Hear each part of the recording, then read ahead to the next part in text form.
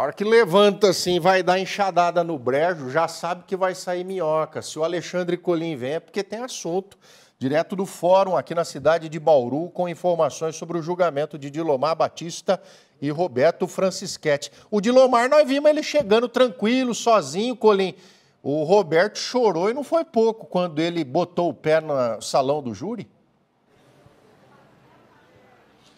Foi exatamente essa a reação dele, viu, Rodrigo? Porque no momento em que o réu ele entra, ele acaba dando de frente com a galeria ali da sala onde acontece o tribunal do júri. Lembrando que a sala é dividida entre galeria, onde ficam as pessoas, o público, os alunos, a imprensa, e o plenário, onde ficam aqueles que estão diretamente envolvidos com o tribunal do júri, no caso o conselho de sentença, o advogado de defesa, o promotor de justiça, o juiz, enfim, então os réus, né, que são 2 bancos, e ali, então a sala, ela é disposta exatamente nessa configuração. Então quando o Roberto entrou e deu de cara com aquela galeria repleta de pessoas, ali ele começou, enfim, ele entrou em prantos e agora nesse momento, Rodrigo, tem um detalhe interessante.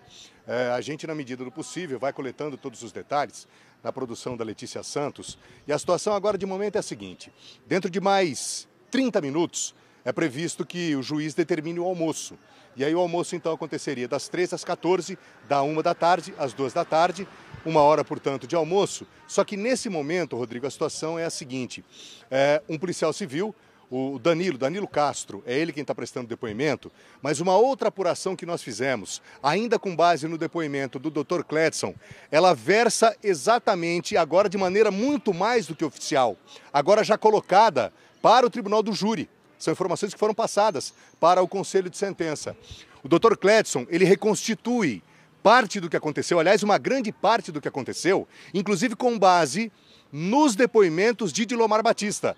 Ou seja, o Dilomar ele foi o tempo todo, e a gente havia antecipado isso. O Dilomar ele era um arquivo vivo. Por quê? Porque ele estava na cena de um desdobramento importante do caso.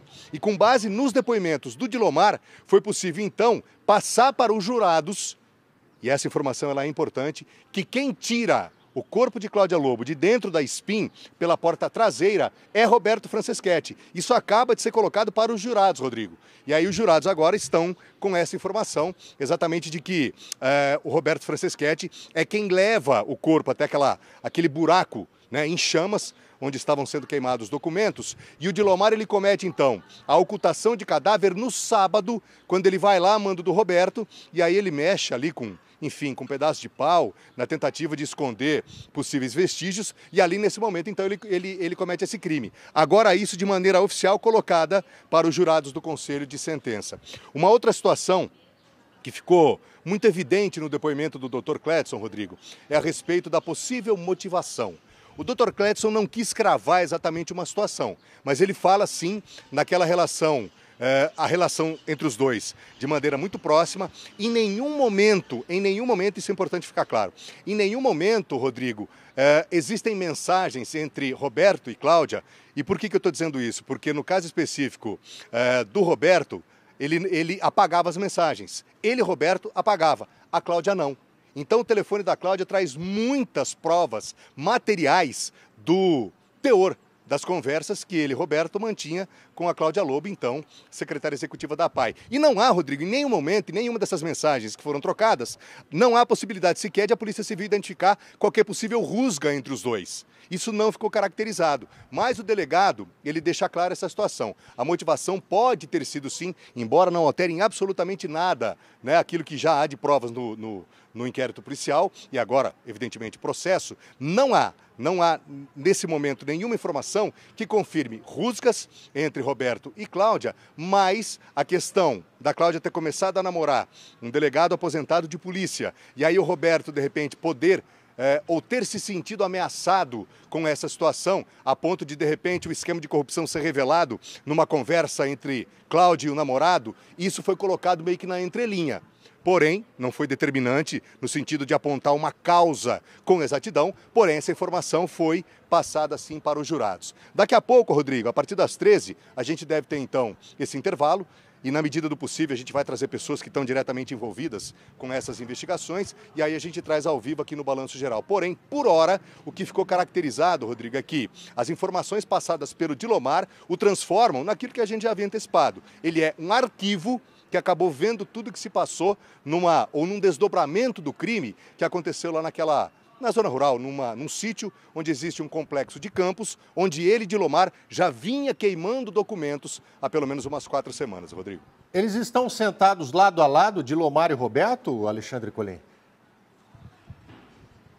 No banco dos réus, a disposição ali é exatamente essa, Rodrigo. Para que a nossa audiência tenha uma ideia, eu vou apenas fazer o gestual aqui, para que se tenha uma ideia. Quando a gente entra pela sala, a porta da sala onde acontece o tribunal do júri, ela é uma porta lateral. Então, no momento em que a pessoa se aproxima, a galeria está do lado esquerdo. É onde ficam as pessoas, o público, os alunos, a imprensa, etc.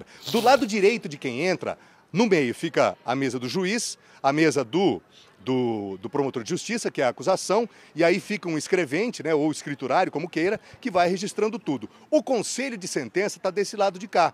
As pessoas ficam aqui.